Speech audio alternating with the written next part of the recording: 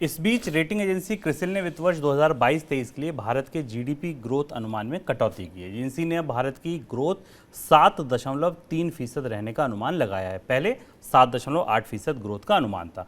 कच्चे तेल की कीमतों में हुई बढ़ोतरी, महंगाई में इजाफे और वैश्विक स्तर पर धीमापन, आर्थिक धीमापन यानी मंदी कह सकते हैं आप उसे, इसकी वजह से क्रिसिल ने कहा कि भारत की ग्रोथ पर इसका असर पड़ सकता है। सर, इस रिपोर्ट में रुपए को लेकर टिप्पणी की गई है जो ये दिखाती है कि रुपए की जो गिरावट है ये स्थायी रहने वाली है, ऐसा नहीं है कि बहुत जल्दी खत्म होने वाली है। रुपए कितनी बड़ी चिंता है? क्रिसिल की रिपोर्ट में बाकी चीज़ें तो वो हैं जिन पर हम लगातार चर्चा कर रहे हैं कि भारत की आर्थिक विकास दर में गिरावट का में है और अनुमान में काफ़ी महत्वपूर्ण कमी की गई है, कटौती की गई। पर ये कटौती सारी अन्य एजेंसियों की परंपरा में या उसी सीरीज़ में है, क्योंकि कई अंतर्राष्ट्रीय एजेंसियाँ, वर्ल्ड बैंक, IMF, यहाँ तक कि रिजर्व बैंक भी भारत की आर्थिक विकास दर को के जो FY23 के या वित्त वर्ष 2023 के अनुमान है उन्हें कम कर चुका। पर उसमें दो और महत्वपूर्ण नई बातें हैं जो रिजर्व बैंक के FSR को और जो मैक्रो पिक्चर हमारे सामने भारत की व्यापक आर्थिक तस्वीर दिख रही है उसको सपोर्ट करती है। पहली चीज तो क्रिसिल ने अपनी इस रिपोर्ट में कहा है कि भारत की महंगाई दर इस साल औसत 6.8% के आसपास रहेगी, जो पिछले साल 5.5% थी।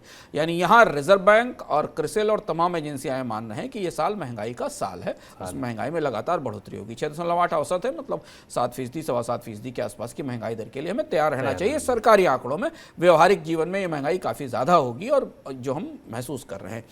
दूसरी जो महत्वपूर्ण टिप्पणी है, ये पहली बार किसी इंपॉर्टेंट एजेंसी ने भारत में साल भर के लिए रुपए की कीमत का आकलन दिया है और ये माना जा रहा है कि औसत भारतीय रुपया औसत 78 रुपए के आसपास रहेगा। तो भारतीय जो पिछले साल 76 रुपए था, यानी रुपए में गिरावट आने वाले समय में लगातार जारी रहेगी और दबाव बना रहेगा, ये हमें दिखाई दे रहा है। तो ये क्रिसिल की रिपोर्ट, FSR की रिपोर्ट दोनों इस बात की तरफ इशारा करती हैं कि महंगाई और मुद्रा की कमजोरी, ये दोनों कम से कम एक साल तक तो भारत में बनी रहने वाली है।